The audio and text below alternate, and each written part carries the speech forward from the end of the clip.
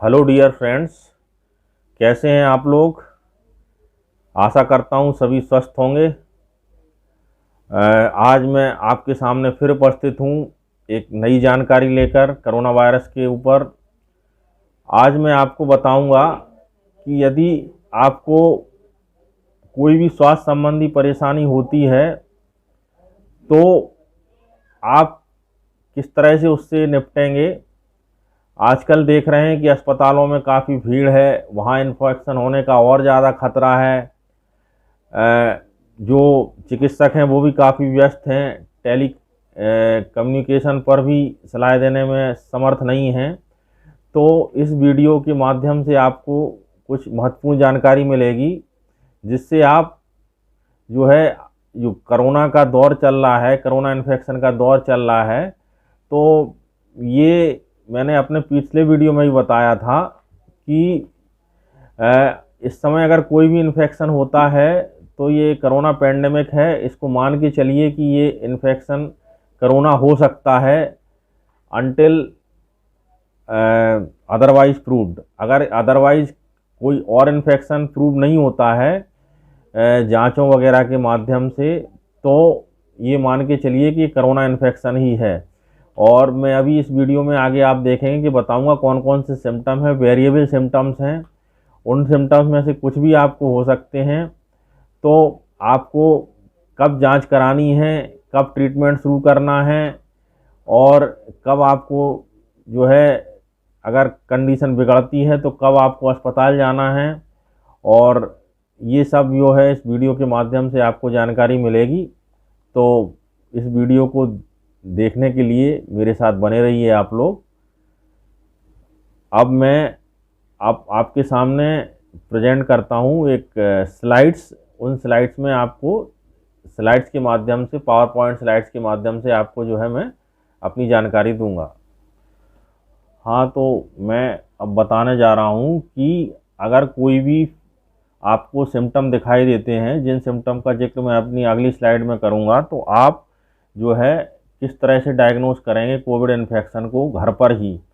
क्योंकि ये कोई इस तरह का जो भी होता है क्रमबद्ध तरीके से होता है, एकदम से ऐसा नहीं होता कि कोई भी पेशेंट एकदम से सीरियस हो। सिलसिलेवार जो है बॉडी में चेंजेस आते हैं, और अगर उन चेंजेस को हमने रोक लिया तो जो है सीवियर डिजीज़ को डेवलप होने से हम रोक सकते हैं। तो अगर हम इनिशियल स्टेज पर ही उसको चेक कर दें, मतलब माइल्ड स्टेज जैसे ही वो हमारे बॉडी में इन्फेक्शन होता है और वायरस का रेप्लिकेशन फेज स्टार्ट होता है, उसी रेप्लिकेशन फेज को जो इम्यून रिस्पॉन्स होता है या हाइपर इम्यून रिस्पॉन्स होता है, जो उसकी मैं आगे जिक्र करूँगा, उसको हम रोक दें वहीं पर, तो जो है बीमारी घातक होने से रुक सकती है। तो यही मैं इस अपने वीडियो के माध्यम से बता रहा हूँ कि किस तरह से कोविड इन्फेक्शन को डील करेंगे, और उसके संग में कैसे डायग्नोस करेंगे, उसको फिर कैसे डील करेंगे। तो इस समय वेरिएबल सिम्टम के साथ जो है कोविड इन्फेक्शन प्रेजेंट कर रहा है अपने आप को। जैसे बुखार हो भी सकता है और नहीं भी हो सकता। मतलब फीवर में नॉट प्रेजेंट, में पार्टिसिपेट लेटर। मतलब पहले क्या होता था कि बुखार के साथ ही स्टार्ट होता था, तो अब जो है बुखार हो भी सकता है, नहीं भी हो सकता, बुखार बाद में आ सकता है, और बुखार हल्का हो सकता है। नाक बहने की शिकायत हो सकती है, बॉडी की कंप्लेंट हो सकती है, और गैस्ट्रोइंटेस्टाइनल सिम्टम्स भी आ सकते हैं आपको। गैस्ट्रोइंटेस्टाइनल सिम्टम्स मतलब नोजिया, वोमिटिंग, डायरिया, ये जो है जीआई सिम्टम्स हैं। ये जो है जीआई सिम्टम्स होते हैं।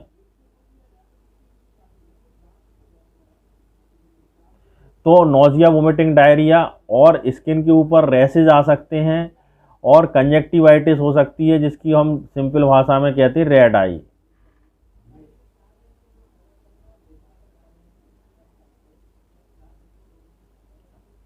तो इस तरह के सिम्टम हमको जो है दिखाई दे सकते हैं। अभी आगे देखते हैं। तो ये एक स्लाइड में सारे सिम्टम दिखाई दे रहे हैं कि कौन सा सिम्टम कहाँ पर किस अंग से को प्रभावित करता है। जैसे फैटिक जो है, शरीर में थकावट होना, सिर दर्द होना, नाक बहना, लॉस ऑफ टेस्ट और स्मेल, नोजिया, वोमिटिंग, मस्कुलर और जॉइंट पेन होना, फीवर, ठंड लगने के साथ सूखा, खांसी आना, गले में खराश होना या गला बैठना, और सांस जो है शॉर्टनेस ऑफ ब्रीथ मतलब सांस फूलना, और कफ का जो है गाढ़ा कफ आना, और डायरिया, ये सारे सिम्टम जो है कोविड-19 के सिम्टम हो सकते हैं। अगर आपको इनमें से कोई भी सिम्टम दिखाई देते हैं तो आप, वो अलग बात है कि आप जांच करा लीजिए, आरटी-पीसीआर जांच दे दीजिए, एंटीजन टेस्ट करा लीजिए। एंटीजन टेस्ट जो है मैं अपने पिछले वीडियो में बता चुका हूं कि एंटीजन टेस्ट की जो सेंसिटिविटी होती है वो 50% होती है। मतलब 50% अगर वो पॉजिटिव है तो स्पेसिफिसिटी उसकी 100% है। मतलब अगर वो पॉजिटिव आया है तब तो आप 100% कोविड पॉजिटिव हैं, लेकिन अगर वो नेगेटिव आया है तो 50% चांसेस हैं आपके पॉजिटिव होने के। तो अगर पॉजिटिव आ गया तो ठीक है, आप कोविड, अपने आप को कोविड इन्फेक्शन से ग्रस्त मान ही लेंगे। लेकिन यदि निगेटिव आता है तो अभी आप अपने को, अगर सिम्टम आ रहे हैं तो कोविड इन्फेक्शन मान के ही अपना इलाज शुरू कर दीजिए।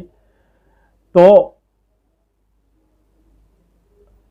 पहले और अब की जो इन्फेक्शन है, मतलब हमने पिछली साल जो है प्राइमरी वेव जो आई थी, फर्स्ट वेव जो थी कहलाती है कोविड इन्फेक्शन की, उसमें जो सिम्टम थे और अभी जो सिम्टम थे उनमें डिफरेंस है। मतलब जो अभी जो एट प्रेजेंट कोविड-19 का इन्फेक्शन आ रहा है उनमें जो है ओल्डर सिम्टम तो आ ही रहे हैं और कुछ नए सिम्टम भी आ रहे हैं। तो उसमें पहले सिम्टम में क्या था, फीवर था, ड्राई कफ था, शॉर्टनेस ऑफ ब्रेथ थी, सोर थ्रोट, इंसोम्निया था, ठीक, वीकनेस थी, फ्लू लाइक सिम्टम थे, डायरिया मे बी प्रेजेंट और may not present, flu like symptom may present और मे नॉट प्रेजेंट। अब जो सिम्टम आ रहे हैं वो ओल्डर सिम्टम तो साथ में है ही हैं, और नए सिम्टम के साथ भी ये कोविड-19 अपने आप को प्रेजेंट कर रहा है। जैसे जीआई सिम्टम जो हैं, गैस्ट्रोइंटेस्टाइनल सिम्टम जो है, एब्डोमिनल पेन हो सकता है, डायरिया हो सकता, रैसेज हो सकते, कंजक्टिवाइटिस हो सकती, मेंटल कन्फ्यूज़न हो सकता, साइनोसिस हो सकती है। तो ये सिम्टम जो है पिछली बार जो हम लोगों को सामना हुआ था कोविड इन्फेक्शन से, और इस समय जो कोविड इन्फेक्शन है उनसे ये सिम्टम थोड़े से डिफर हैं। तो पिछली साल जो कोविड इन्फेक्शन हुआ था वो बच्चों को प्रभावित नहीं करता था, लेकिन जो इस साल कोविड इन्फेक्शन है वो बच्चों को भी प्रभावित कर रहा है। इम्पोर्टेंट टेस्ट है 6 मिनट वॉक टेस्ट कहलाता है। जो अगर आप नॉर्मल हैं तो आपको 6 मिनट में 500 मीटर की दूरी तय करने में किसी प्रकार की भी कोई परेशानी नहीं होगी। मतलब आप इस टेस्ट को कैसे करेंगे, इस टेस्ट को ऐसे करेंगे कि आप कोई आपके घर में आंगन होगी या छत होगी, तो उस छत पे 5 मीटर की डिस्टेंस पे 2 कुर्सियों को रख लीजिए नाप करके, और उन कुर्सियों का एक पूरा जब आप चक्कर काटेंगे, मतलब एक कुर्सी से आकर के वापस उसी कुर्सी पर आएंगे, तो आपकी 10 मीटर की डिस्टेंस कवर हो जाएगी। तो 10 मीटर की डिस्टेंस अगर आप इस तरह से 50 चक्कर काट लेंगे तो आप, इसका मतलब ये है 500 मीटर आप चल लेंगे। तो 500 मीटर चलने में यदि आपको किसी प्रकार की कोई दिक्कत नहीं होती है तो इसका मतलब ये है कि आप बिल्कुल ओके हैं, योर प्रोग्नोसिस इज गुड, ठीक। और यदि आप 6 मिनट वॉक करते हैं अगर घड़ी में देख करके, और 6 मिनट वॉक करने की पे आपकी जो है 10 मिनट में ही आपको 6 मिनट वॉक करने पे आप 200 ही मीटर की डिस्टेंस कवर कर पाते हैं, और उसके बाद आपको दिक्कत होने लगती है, सांस फूलने लगती है, या और अन्य किसी तरह की खांसी वगैरह आने लगती है, कोई और प्रॉब्लम होने लगती है, आपकी हार्ट रेट बढ़ जाती है, तो इसका मतलब ये है कि आप लोअर फंक्शनल कैपेसिटी है और आपकी प्रोग्नोसिस पुअर है। और अगर आप 200 मीटर की 500 मीटर की रेंज कवर कर पाते हैं तो you can continue your exercise with oxygen supplementation. आप ऑक्सीजन लेते रहिए और अपनी एक्सरसाइज कंप्लीट कंटिन्यू करती रहिए। और एक टेस्ट आप और कर सकते हैं, आप अपने घर पर इस समय जो है कोविड का इन्फेक्शन चल रहा है तो फिंगर टिप ऑक्सीमीटर ज़रूर रखिए। और फिंगर टिप ऑक्सीमीटर से अगर आप 6 मीटर वॉक टेस्ट करते हैं तो अगर पहले आप अपनी ऑक्सीजन लेवल चेक कर लीजिए, और उसके बाद जब आपने 6 मीटर वॉक टेस्ट कवर कर लिया, मतलब 6 मिनट में आपने 500 मीटर डिस्टेंस कवर कर ली, फिर उसके बाद आप अपनी ऑक्सीजन लेवल चेक करिए। और अगर दोनों लेवल में 4% का डिफरेंस है, मतलब अगर जैसे पहले ऑक्सीजन सैचुरेशन आपकी अगर 100 आ रही थी, तो अगर इसको डिस्टेंस को कवर करने के बाद यानी 500 मीटर की डिस्टेंस 6 मिनट में कवर करने के बाद आपकी ऑक्सीजन सैचुरेशन 96 रह जाती है, यानी वो 4% का फॉल हो जाता है, तो ये आपको हाइपोक्सिया की तरफ इंडिकेट करती है। और इस हाइपोक्सिया को कहते हैं हम हैप्पी हाइपोक्सिया। क्योंकि हैप्पी हाइपोक्सिया इसलिए कहलाता है ये, क्योंकि इस समय जो है पेशेंट को किसी प्रकार की भी दिक्कत का महसूस नहीं होता है, लेकिन लंग कैपेसिटी जो होती है वो इस समय अफेक्टेड हो जाती है। मतलब अगर 4% का फॉल होगा तो हमें किसी तरह की सांस नहीं फूलेगी, हमें पता नहीं चलेगा इसमें। लेकिन हमारा अगर oxygen saturation finger tip oximeter पे देखने पर फॉल कर रहा है तो हम ये मान के चलें कि हमारी लंग इफेक्टेड हो रहे हैं और आप कोविड इन्फेक्शन से ग्रस्त हो सकते हैं। ज़रूरी नहीं है, और कोई प्रॉब्लम भी हो सकती है आपको, लेकिन आप अगर 4% का फॉल होता है आपको जो है इसमें, तो आप कोविड इन्फेक्शन से अपने आप को ग्रस्त मान सकते हैं।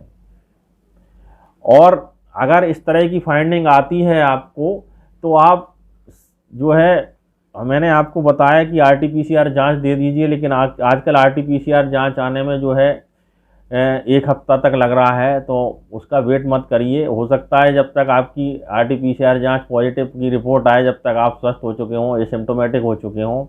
और जिस तरह का मैंने बताया कि जो है रैपिड एंटीजन टेस्ट वो पॉजिटिव भी आ सकता है। पॉजिटिव आया है तो ठीक है, आप मान लीजिए कि आप पॉजिटिव हैं, लेकिन अगर नेगेटिव आया है और आपको सिम्टम है तो भी आप पॉजिटिव मान के चलिए, जिस तरह की मैंने अभी पिछली स्लाइड में सिम्टम का जिक्र किया था।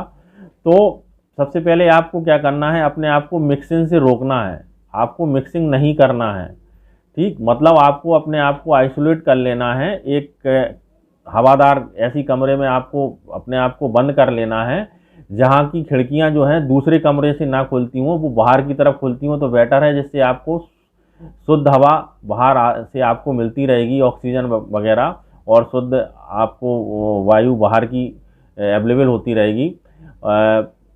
तो बाहर की खिड़की, अगर घर के बाहर खिड़की खुलती है, इस तरह का आपके पास कमरा है, तो उसमें आप अपने आप को क्वारंटाइन कर लीजिए। और जो है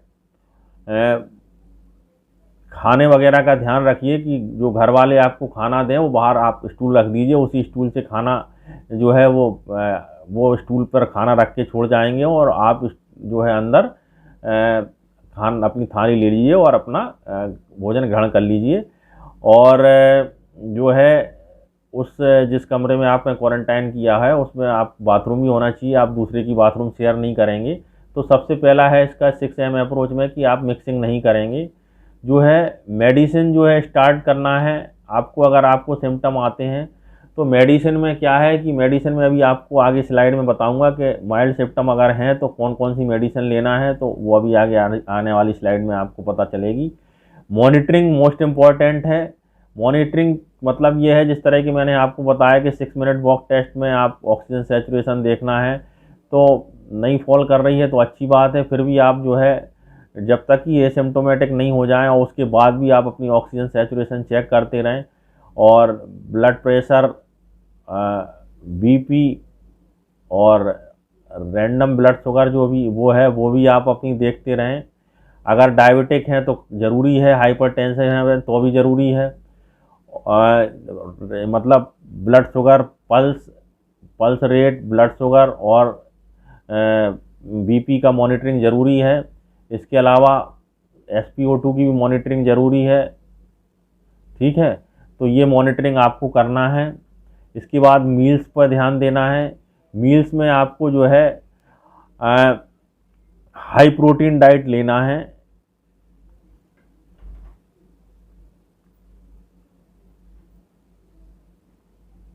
हाई प्रोटीन डाइट का मतलब क्या है कि जैसे अगर आप नॉन वेज लेते हैं तो नॉन वेज में चिकन वगैरह ले सकते हैं, और लेकिन वो स्पाइसी और ज़्यादा ऑयली नहीं होना चाहिए। और एग ले सकते हैं, दाल वगैरह, सोयाबीन।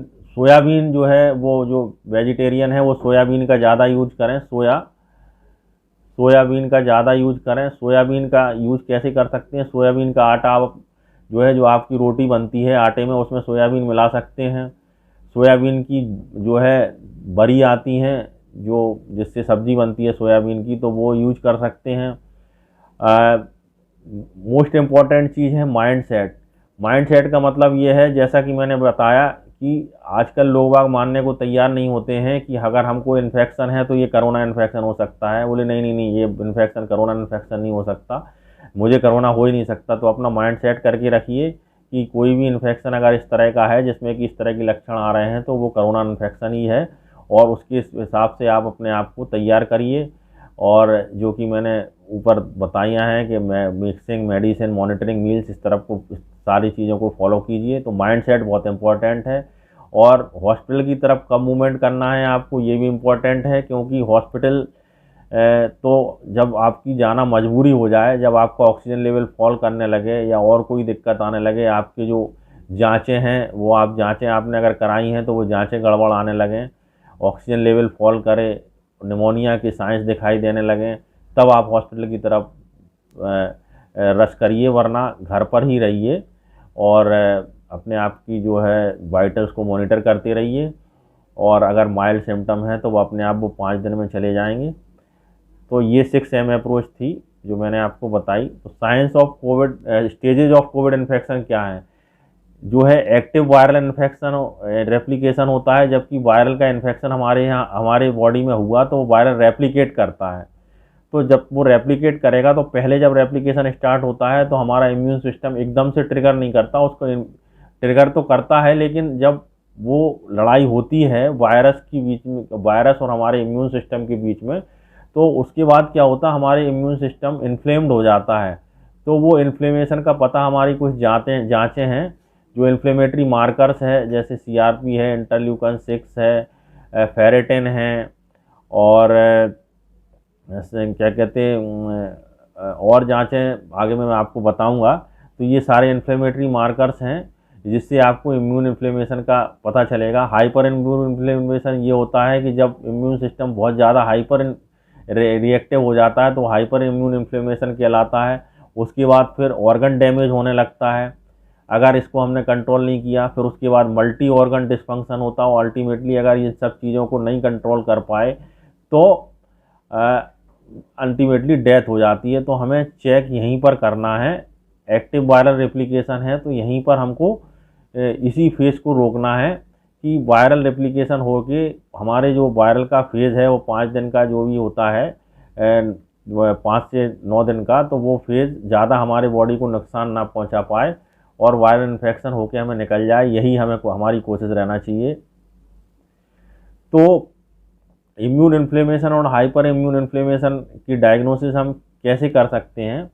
तो सी रिएक्टिव प्रोटीन होती है, एक्चुअली कई लोग सी रिएक्टिव प्रोटीन को प्रोटीन से कंफ्यूज करते हैं, ये प्रोटीन नहीं है। नहीं तो सी रिएक्टिव प्रोटीन अगर किसी की बड़ी होती तो प्रोटीन डाइट बंद कर देते हैं। इस तरह का काम हमें नहीं करना है। प्रोटीन डाइट, हमें हाई प्रोटीन डाइट लेना है कोविड इन्फेक्शन में।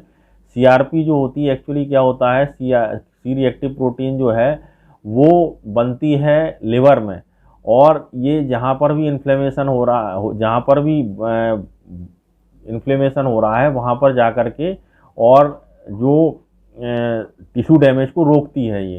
तो जहाँ पर भी इन्फ्लेमेशन हो रहा है वहाँ पर जब ये पहुँचेगी तो इसकी मात्रा, यानी इन्फेक्शन के समय इसकी मात्रा बढ़ जाती है, क्योंकि जब इन्फेक्शन होगा तो इन्फ्लेमेशन होगा। इन्फ्लेमेशन को यानी जो टीयर एंड वियर है उसे रोकने के लिए ये ज़्यादा बनेगी और वहाँ पहुँचेगी। तो इसका ये इस तरह का मार्कर है एक तरह का कि जो कि इन्फ्लेमेशन को शो करता है, यानी जितना ज़्यादा इन्फ्लेमेशन है उतना ज़्यादा CRP बड़ी होगी।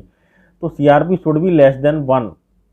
हमारा टारगेट होना चाहिए कि CRP लेस देन 1 हो, और 1 से 3 है तो वो लो ग्रेड इन्फेक्शन को दर्शाता है, और अगर मोर देन 6 है तो ये और तरह के जो इन्फ्लेमेशन को दर्शाता है, जैसे MI वगैरह।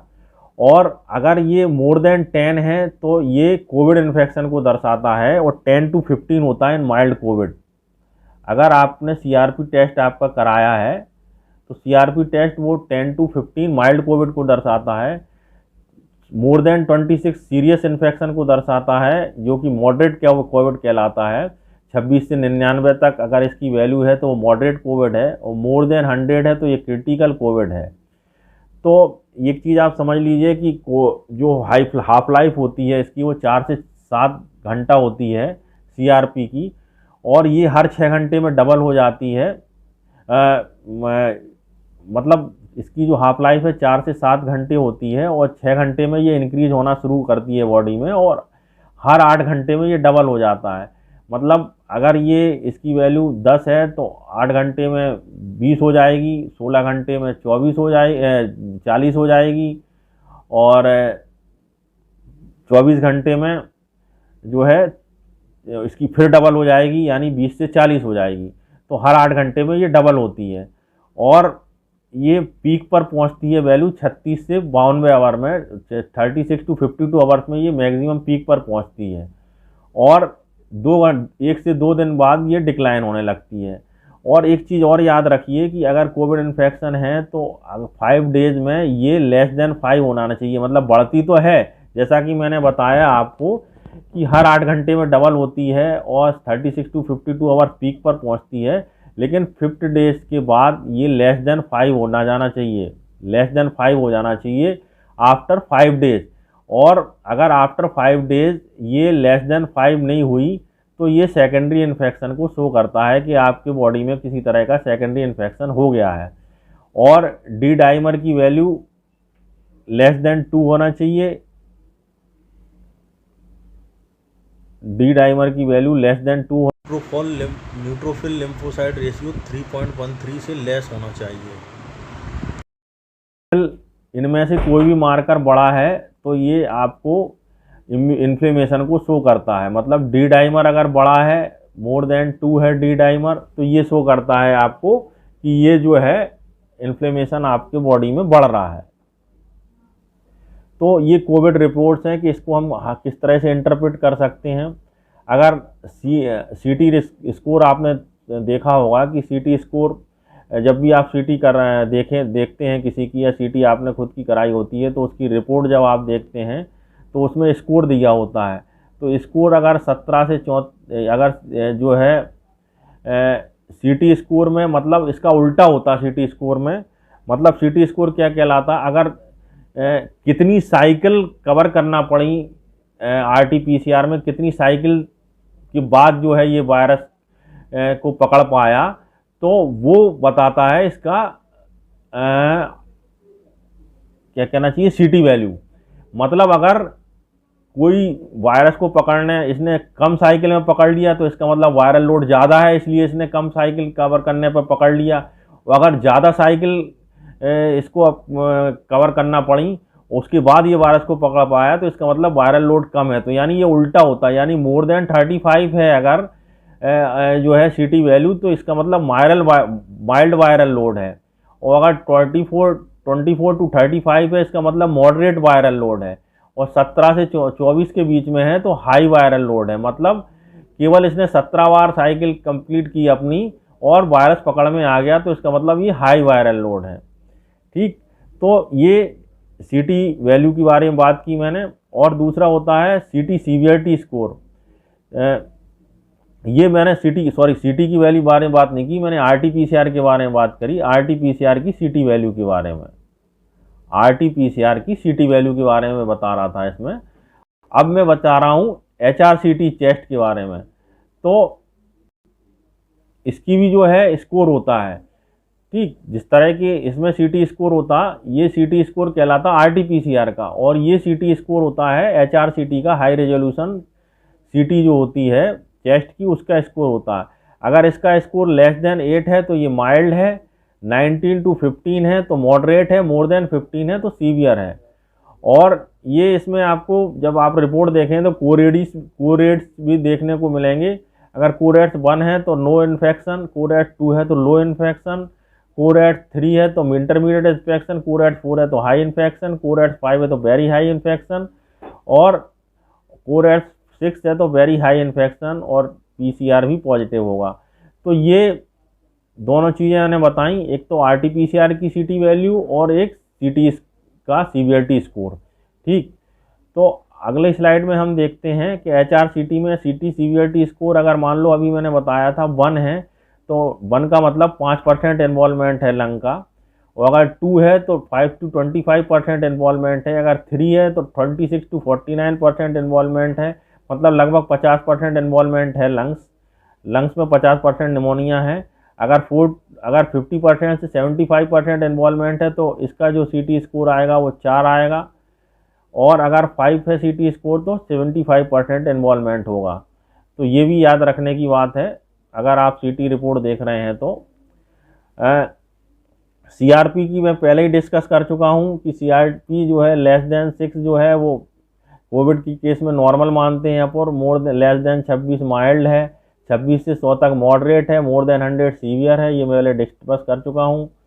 और डी डाइमर की वैल्यू भी मोर देन 2 है तो वो कंफर्म है कि आपको कोविड इन्फेक्शन है। और डी डाइमर एक्चुअली होता क्या है, डी डाइमर एक तरह का जो है जब थक्का बनता है तो थ्रोम्बिन जो रेटिकुलेशन होता है थ्रोम्बिन का, मतलब थ्रोम्बिन का जो जाल बनता है, तो थ्रोम्बिन के जाल में एक दो तरह के वो पाए जाते हैं इस तरह के, तो ये कहलाता है डी डाइमर। इस डी डाइमर जाकर के जो है आरबीसी फंस जाती हैं तो वो थक्का बन जाता। तो ये डी डाइमर एक तरह की वो होती प्रोटीन, तो ये डी डाइमर का बड़ा होने का मतलब होता है कि आपके बॉडी में थक्का ज़्यादा जम रहा है। तो डी डाइमर का बड़े होने का मतलब क्या है कि जैसे मान लो कोई भी, अगर मान लो यहाँ पे इंजरी हुई, ये कोई वेसल है, वेसल है, अगर वेसल में इंजरी होगी, यहाँ पर अगर इंजरी होगी तो इंजरी होने के बाद क्या होगा, यहाँ पर कोगुलेशन फैक्टर बढ़ने लगेंगे, यहाँ पे कोगुलेशन होने लगेगा, तो यहाँ पर डी डाइमर की वैल्यू बढ़ने लगेगी। तो डी डाइमर की वैल्यू बढ़ने का मतलब क्या है कि कहीं पर भी कोगुलेशन इफेक्ट ज़्यादा हो रहा है। तो इसी तरह का ये डी डाइमर इसमें भी बढ़ने लगता है, मतलब कोविड-19 में, क्योंकि कोविड-19 में भी टिश्यू डैमेज होते हैं और कोविड-19 में इन्फ्लेमेशन की वजह से ब्लड वेसल्स भी डैमेज होती हैं। तो बॉडी का जो इम्यून सिस्टम है वो कोगुलेशन फैक्टर को रिलीज करता है, और कोगुलेशन होने की वजह से क्या होता है कि कहीं भी बॉडी में थक्का जमने के चांसेस होते हैं। थक्का जमने से क्या हो सकता है कि कोई भी आर्टरी ब्लॉक हो सकती है, कहीं ब्रेन में भी पैरालिसिस हो सकती है, हार्ट अटैक भी हो सकता है। तो ये डी डाइमर का बढ़ने का मतलब है कि ये शो करता है डी डाइमर का बढ़ना कि बॉडी में थक्का जमने की प्रवृत्ति बढ़ रही है। तो इस समय क्या करते हैं हम कि जो है लो वेट हेपेरिन या एंटीकोगुलेंट ड्रग्स देते हैं, जिस कोविड में अगर डी डाइमर की वैल्यू बढ़ी आती है तो डी डाइमर टेस्ट आपको समझ में आ गया होगा किस लिए कराते हैं कि कहीं भी अगर बॉडी में थक्का तो नहीं जमने की प्रवृत्ति बढ़ रही है, तो अगर बढ़ रही है तो उसका इंतजाम हम पहले से ही कर लें, इसलिए हम डी डाइमर टेस्ट कराते हैं कि डी डाइमर टेस्ट से पता चल जाए कि हमें एंटीकोगुलेंट ड्रग्स देना है कि नहीं देना है, लो वेट हेपेरिन देना है कि नहीं देना है। और हमने अभी बताया कि low lymphocyte upon neutrophil upon lymphocyte ratio जो है लेस देन 3.5 होना चाहिए। अगर मोर देन 3.5 हुआ तो ये मॉडरेट टू सीवियर होगा। ठीक है, इसी तरह से ये भी एक इन्फ्लेमेटरी मार्कर्स हैं, फेरेटिन, एलडीएच, ईएसआर, इसकी वैल्यू भी यहाँ दी हुई है। फेरेटिन की लेवल 13 से 150 होना चाहिए, इससे बड़ा है तो फिर इन्फ्लेमेटरी मार्कर रेज मानेंगे। एलडीएच भी 0 से 250 होना चाहिए, इससे ज़्यादा है तो वो इन्फ्लेमेशन मानेंगे। या फिर ईएसआर की वैल्यू 0 से 22 होना चाहिए, अगर इससे ज़्यादा है तो वो कोविड मान सकते हैं। लेकिन ईएसआर के केस में मैं थोड़ा सा यहाँ पर क्लैरिफाई करना चाहूँगा कि ईएसआर का जो फॉर्मूला सीधा साधा है कि एज के बराबर ईएसआर होता है। अगर मान लो किसी की एज सपोज करें किसी की एज 45 है, तो 45 अगर ईएसआर कोविड में बढ़ रहा है तो 45 से अगर ऊपर हुआ ESR तो उसको हम कोविड इन्फेक्शन की तरह मान सकते हैं। और फीमेल में ये एज +20 कर लेते हैं। इसमें क्या होता है, फीमेल्स में जो होता है ESR एज +20, मतलब अगर किसी फीमेल की एज मान लो 20 साल है तो अगर वो उसकी ESR 40 आता है, 40 से ऊपर आता है, तब हम उसको सीवियर इन्फेक्शन मानेंगे। तो ये मैंने थोड़ा सा, और एक चीज़ और है ESR के केस में कि जैसे CRP जो है बढ़ती है और इन्फेक्शन कम होते होते धीरे धीरे डाउन होने लगती है, मतलब 5 दिन के अंदर। ESR को जो डिक्रीज होने में, डिक्लाइन होने में टाइम टेकिंग है, ये इसको काफ़ी समय लगता है। ESR नॉर्मल होने में काफ़ी समय लगता है, मतलब अगर ओल्ड इन्फेक्शन भी है तो अभी आपका ESR बढ़ा हुआ आएगा। तो अब हम ये इसको बताते हैं कि 3 लेवल मैनेजमेंट किस तरह से आप करेंगे। जैसे लेवल 1 में जो है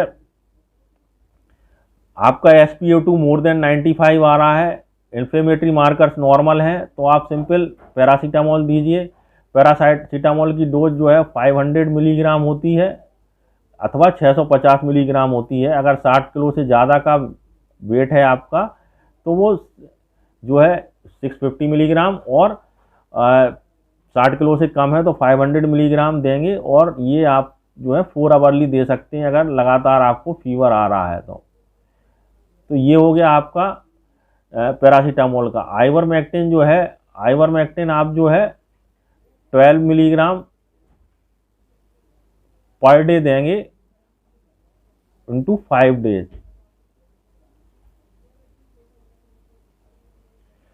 ठीक। और डॉक्सीसाइक्लिन जो है आप 100 मिलीग्राम BD देंगे, 10 डेज लेंगे। ठीक है। और विटामिन C जो है 500 मिलीग्राम लेंगे 1 OD। ठीक। और जिंक जो है 50 मिलीग्राम 1 OD लेंगे। ठीक है। तो ये मैंने बता दिया कि पैरासीटामोल 500 या 650 मिलीग्राम अगर लगातार फीवर आ रहा है, डिपेंड करता है फीवर कैसा आ रहा है। अगर मान लो फीवर माइल्ड आ रहा तो 2 बार ले लीजिए, 3 बार ले लीजिए। और अगर ज़्यादा आ रहा, फीवर उतर ही ना रहा, तो 4-4 घंटे पे आप रिपीट कर सकते हैं इसकी डोज को। मैक्टिन जो है 12 मिलीग्राम पर डे लेना है और 5 डेज लेना है। डॉक्सीसाइक्लिन 100 मिलीग्राम BD लेना है, 10 डेज तक लेना है। विटामिन C 500 मिलीग्राम OD लेना है। जिंक जो है 50 मिलीग्राम OD लेना है। ठीक है। ये चीज़ें सबको पता है, कोविड झेलते झेलते सब लोगों ने ये ले भी ली होंगी और सबको जानकारी है इस चीज़ की कि ये जो प्रोटोकॉल दिए हैं। एक में एजाइथ्रल भी यहाँ पर देते हैं, एजाइथ्रल देते 500 मिलीग्राम 1 OD और 5 डेज देते हैं। और इसके अलावा अगर मान लो आपको गले में खराश वगैरह है और सोर थ्रोट है तो मॉन्टेर LC भी ले सकते हैं। मॉन्टेर LC भी ले सकते हैं आप, मतलब मॉन्टिल्यूकास और लीवोसिट्राजिन का कॉम्बिनेशन। तो ये सब दवाइयाँ हैं। अगर उसके बाद आप सेकंड स्टेज में, अगर पहले ही आप स्टेज पर कंट्रोल कर लिया तो सो गुड है। अगर लेकिन फिर भी सेकंड स्टेज में आप एंटर करते हैं, यानी आपकी SpO2 लेस देन 95 आती है, CRP बढ़ती है, CRP जैसे मैंने क्या बताया मोर देन 26 होती है। ठीक है। D डाइमर मोर देन 2 होता है, ये 3.4 से ज़्यादा होता है, तो फिर आपको जो है डेक्स्ट्रामेथासोन स्टार्ट करना है, स्टीरॉयड स्टार्ट करना है, ऑक्सीजन थेरेपी लेना है, एंटीकोगुलर भी लेना है और कोमॉर्बिडिटी केयर भी करना है। तो यहाँ कोमॉर्बिडिटी केयर से मतलब क्या है? कोमॉर्बिडिटी जैसे सिंपल आजकल ब्लड प्रेशर सबको है, तो ब्लड प्रेशर क्या होता है, अगर आप स्टीरॉयड लेंगे तो ब्लड प्रेशर बढ़ेगा। तो ये ध्यान रखना है कि अगर आपका स्टीरॉयड लेना पड़ रहा है तो आप ब्लड प्रेशर मॉनिटरिंग करते रहें। और ब्लड प्रेशर अगर आपका स्टेरॉयड की वजह से बढ़ रहा है तो आपको जो है एंटी हाइपरटेंसिव की डोज बढ़ाना पड़ेगी। आप अपने जो भी फिजिशियन है उससे टेलीफोनिक कंसल्टेशन से या जिस तरह से भी, आप अगर हॉस्पिटल में भर्ती हैं तो कोई बात नहीं, लेकिन अगर नहीं है तो आप टेलीफोनिक कंसल्टेशन से आप अपना जो है ब्लड शुगर की डोज और एंटी हाइपरटेंसिव मेडिसिन की डोज एडजस्ट कर सकते हैं, क्योंकि दोनों ही अगर स्टीरॉयड थेरेपी देते हैं तो वो बढ़ता है। और यहाँ मैं एक चीज़ और बताना चाहूँगा, इस समय जो है जो ब्लैक फंगस का इन्फेक्शन बहुत हो रहा है, तो ब्लैक फंगस के इन्फेक्शन को रोकने के लिए, यानी म्यूकोरमाइकोसिस को रोकने के लिए, यहाँ पर आप अगर आपको इस कंडीशन में आ गए हैं कि आपको स्टीरॉयड की ज़रूरत हो रही है, तो आप इट्राकोनाजोल 200 मिलीग्राम भी स्टार्ट कर दीजिए। इट्राकोनाजोल 200 मिलीग्राम 1 OD भी आप स्टार्ट कर दीजिए प्रिकॉशनली, जिससे कि आपको म्यूकोरमाइकोसिस का इन्फेक्शन ना हो।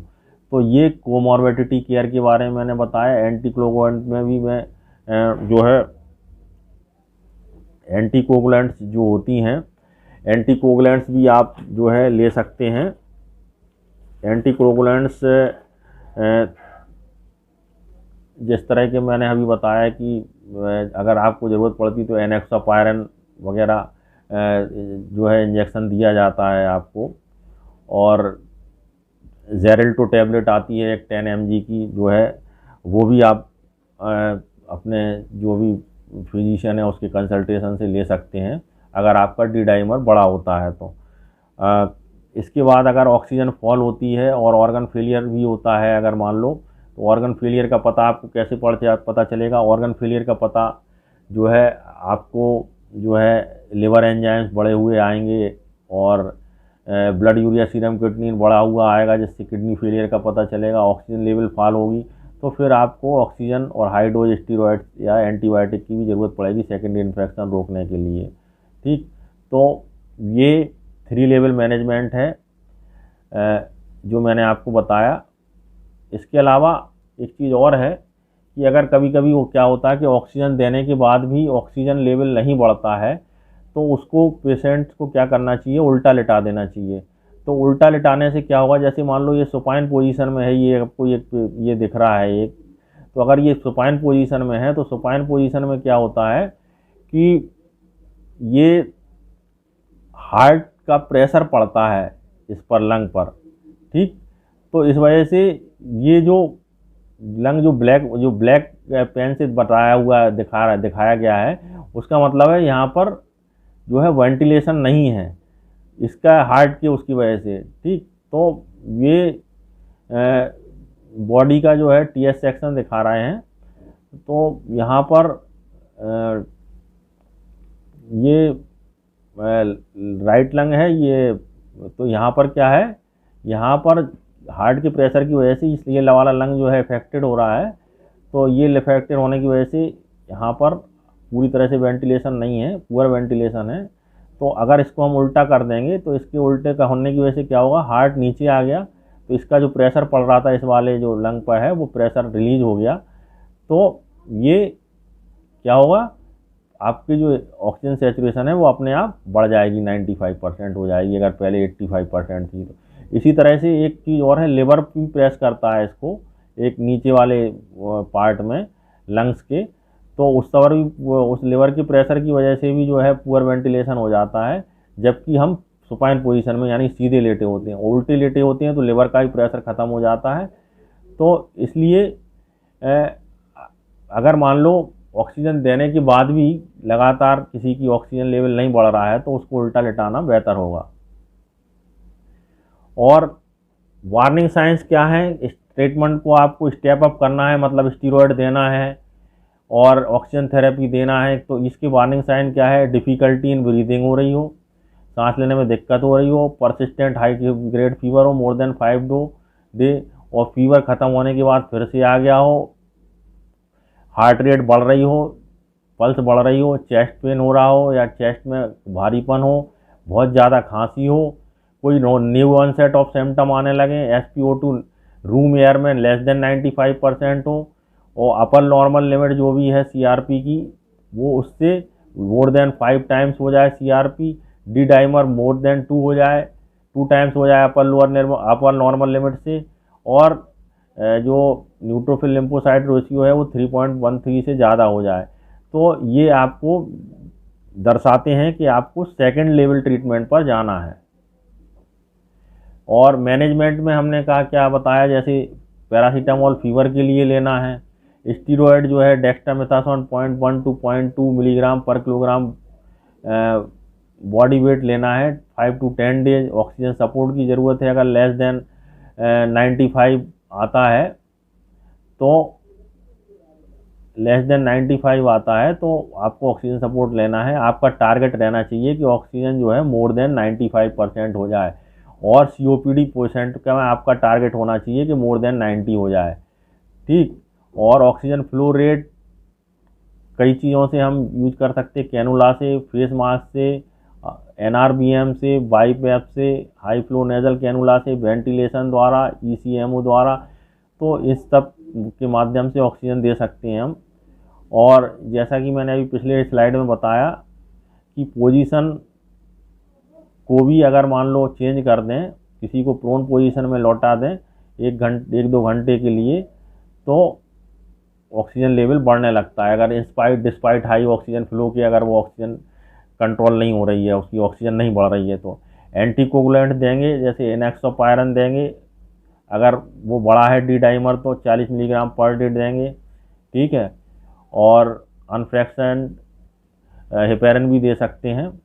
एंटीवायरल भी का ज़्यादा कोई रोल नहीं है, और लेस देन 10 डेज पे तो रोल है इसका, और लास्ट 10 डेज के आप बाद इसको स्टार्ट करने का कोई मतलब नहीं है, और मॉडरेट डिजीज़ में ही इसका रोल है। प्लाज्मा थेरेपी भी जो है सिलेक्टेड केस में दे सकते हैं। एंटीबायोटिक्स का जो यूज करना है वो हमें सोच समझ के करना है। तो इसमें हमें ये चीज़ समझने की है कि डेक्सामेथासोन जो है गेम चेंजर है। मॉडरेट केस में 0.1 to 0.2 किलोग्राम पर डे देंगे, सीवियर केस में 0.2 to 0.4 मिलीग्राम पर किलोग्राम देंगे। और अगर बेहतर होगा कि ये होम आइसोलेशन में स्टार्ट कर लें, लेकिन जैसा कि मैंने बताया कि वायरल रेप्लिकेशन फेज से स्टार्ट नहीं करना है। अगर आपको थोड़ी बहुत भी दिक्कत हो रही है तब आपको ये स्टार्ट करना है स्टीरॉयड यानी डेक्सामेथासोन। और हॉस्पिटलाइजेशन को हम इससे अगर स्टार्ट कर देंगे तो हॉस्पिटलाइजेशन, ऑक्सीजन रिक्वायरमेंट और डेथ को रोक सकते हैं, क्योंकि dexamethasone is a game changer. और ये अनप्रेडिक्टेबल कोर्स होता है इसका, ये पता नहीं है कब क्या होगा, और लेकिन ये पॉसिबल है कि हम इसको प्रिडिक्ट कर सकें, क्योंकि कोई भी चीज़ सडनली नहीं होती है, एक के बाद एक चेंजेस होते हैं बॉडी में। तो अगर हम कोविड को ईजिली और क्लियरली अंडरस्टैंड कर लेंगे, समझ लेंगे, तो उसका ट्रीटमेंट हमारे लिए संभव होगा। तो 3 का रूल लागू होता है कोविड मैनेजमेंट में। जैसे 3 चीज़ों का केयर करना पड़ती है हमें। इन्फ्लेमेशन केयर करना पड़ेगी, वही इन्फ्लेमेटरी मार्कर्स देखना पड़ेंगे कि CRP, फेरेटिन, इंटरल्यूकॉन 6 ये बड़े हैं कि नहीं बड़े हैं। ऑक्सीजन देखना है, ऑक्सीजन लेवल चेक करना है। ऑक्सीजन लेवल अगर कम होती है तो उसके हिसाब से हमें ऑक्सीजन सप्लाई देना है। कॉर्मोबिलिटी केयर के लिए हाइपरटेंशन, डायबिटीज़ वगैरह या और कोई भी बीमारी है, TB है, कैंसर है, रीनल फेलियर है, तो उसकी केयर भी ज़रूरी है। ठीक, तो 3 लेवल मैनेजमेंट में जैसे 3 तरह फिर से डिवाइड किया है 3 लेवल मैनेजमेंट को। तो या नॉन ऑक्सीजन रिक्वायरिंग जो माइल्ड डिजीज़ है, माइल्ड डिजीज़ में आपको स्टीरॉयड स्टार्ट नहीं करना है। लो ऑक्सीजन रिक्वायरिंग या मॉडरेट केस में आपको स्टीरॉयड देना है। हाई ऑक्सीजन रिक्वायर उनको सीवियर केस को में कैटेगरी में रखा गया है। और हमें 3 चीज़ों को जो है क्रिटिकल पैरामीटर से मॉनिटरिंग करने के लिए टेम्परेचर मॉनिटर करना है, ब्लड प्रेशर मॉनिटर करना है, SpO2 मॉनिटर करना है। यहाँ पे अगर शुगर है तो शुगर भी मॉनिटर करना है। ठीक, और 3 लेबोरेटरी पैरामीटर से मॉनिटर करने के लिए CRP देखना है, डी डाइमर देखना है, और NL रेशियो न्यूट्रोफिल लिम्फोसाइट जो है रेशियो देखना है। CRP जो है मोर देन 26 नहीं होना चाहिए, डी डाइमर मोर देन 2 नहीं होना चाहिए, 3.414 से ज़्यादा नहीं होना चाहिए। और 3 ड्रग से हमें स्टार्ट करना है, पैरासीटामोल, आइपरमोक्टेन और डॉक्सीसाइक्लिन। इसी तरह से लेवल 2 में डेक्सामेथासोन, ऑक्सीजन और एंटीकोगुलेंट देना है। पहले वाले लेवल पे हमें स्टीरॉयड यूज नहीं करना है, ठीक। इस वाले लेवल में नो स्टीरॉयड।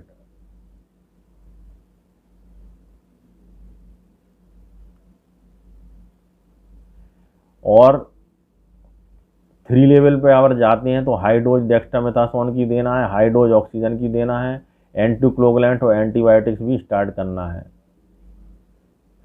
Thank you. ये जो मैंने कुछ स्लाइड्स तैयार की थी जिसके माध्यम से आपको मैंने जानकारी दी।